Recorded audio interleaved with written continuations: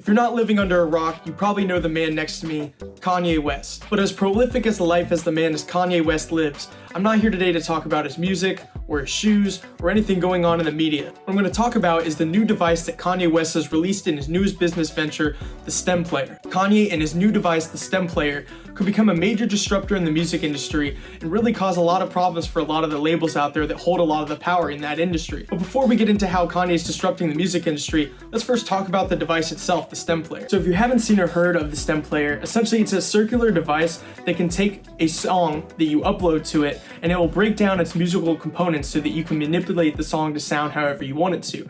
Essentially, it breaks it down into 4 key components, meaning the vocals, the bass, the drums, and any samples the song contains. It also adds special features to where you can make parts of a song faster, slower, or repeats different parts of a song in a loop. The concept of the device itself is revolutionary because basically you could produce and manipulate your own remixes or even songs themselves from the device. So although this is a revolutionary tool for producers, how is this really shaking up the music industry? Well, for starters, after announcing the exclusivity of the device, Kanye sold $3 million worth of STEM Players. This comes after an announcement saying that Kanye was only going to drop Donda 2 specifically and exclusively on the STEM Player. Because of that announcement, this caused a ton of fans or people who are just fans of music in general to go out and buy the STEM Player because they don't want to miss out on hearing this exclusive project that Kanye's dropping. Fans were even more serious to go and buy the STEM Player after hearing that Kanye West apparently turned down a $100 million deal from Apple. All this hype built around this exclusive project that would be dropping on the STEM Player ultimately led to that $3 million sales figure. To essentially put in perspective how brilliant of a move this was,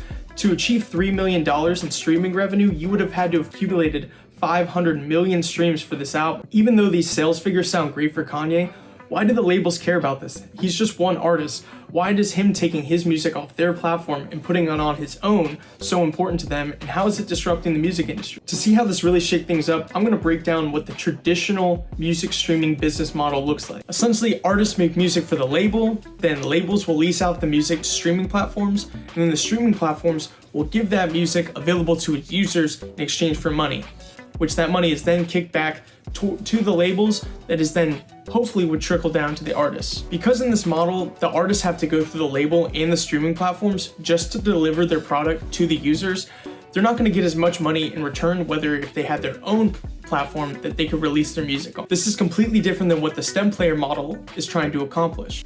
If we take Kanye, for example, as the artist, he owns the platform that he's distributing the music on.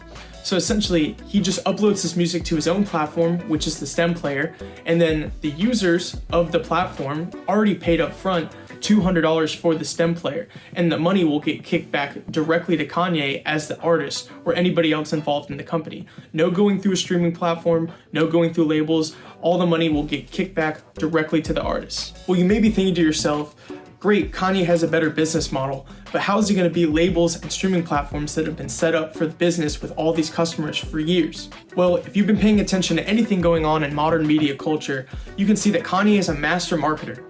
His documentary is coming out at the same time as this exclusive album, so everybody that watches Netflix and those streaming platforms are already talking about him and noticing him because his documentary is out on the streaming platform. He also is always in the media, whether it's for something they're trying to portray him as being good or bad, but either way, him just being in the media for whatever story is just going to get the common people, whether they enjoy music or not, to know and hear his name. Plus, if you're a fan of Kanye, you're probably following him on social media, and if you follow his Instagram, he clearly is someone that you have to keep up with if you want to see what he posts.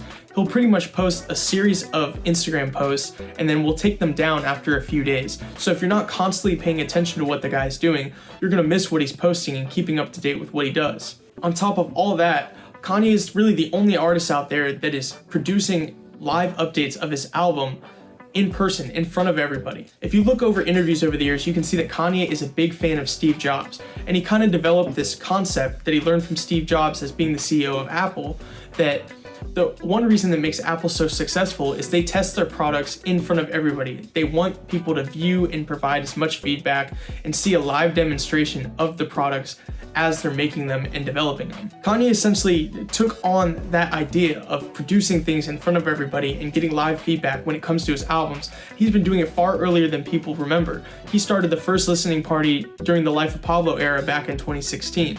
Basically, he wants to hear the way it sounds in stadium. He wants to see the expression and emotion on as many faces as possible. He He wants to see the reaction on social media as he continues to make updates to the album until it's in its final form. If you look at The Life of Pablo, Kanye's album from 2016, he's not making any more changes to it. But back when that was dropped, so many different changes were made to it over and over again, even after he dropped it on Tidal and then it was released on normal streaming platforms. He carried this process into what was probably the most hyped up and anticipated album of 2021, which was Donda, with the several listening parties that he conducted in Atlanta and Chicago. Pretty much even at these listening parties, Kanye didn't even say a word into the mic. He just stood around in the stadium and let people listen to his album in its entirety.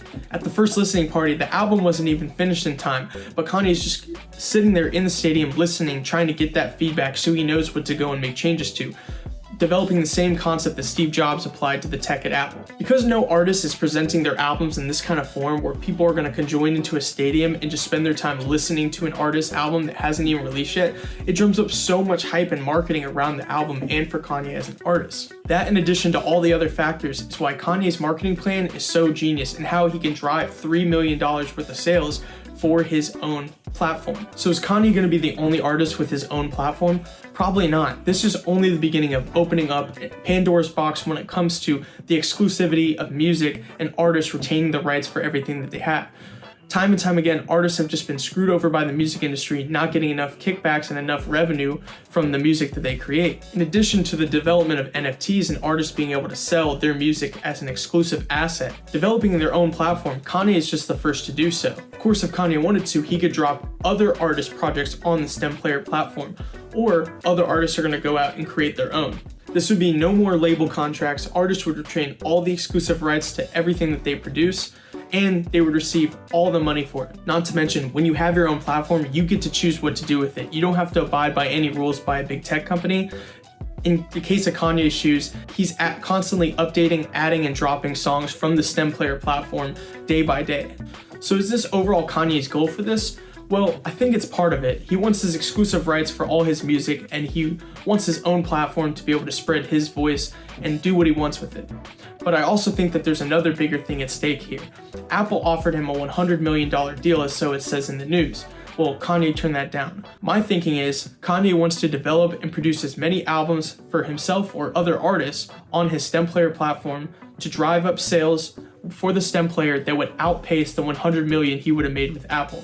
Therefore saying, I don't really need the labels, I'm going to do what I want on my platform. So is this the best thing for the music industry? Are people really going to want to have to go get their music from all these different locations and platforms to listen to their favorite artists? Not necessarily, but as things are becoming more decentralized and artists are wanting to take their rights back for what that they put out and produce, pretty much if you're a big fan of an artist and you really want to listen to their music, you're more than likely probably going to spend the money to be on their exclusive platform and hear what they have to say. What Kanye is doing with the STEM Player is only the first big step for decentralization in the music industry, and it's only going to affect all artists, labels, and streaming platforms to come.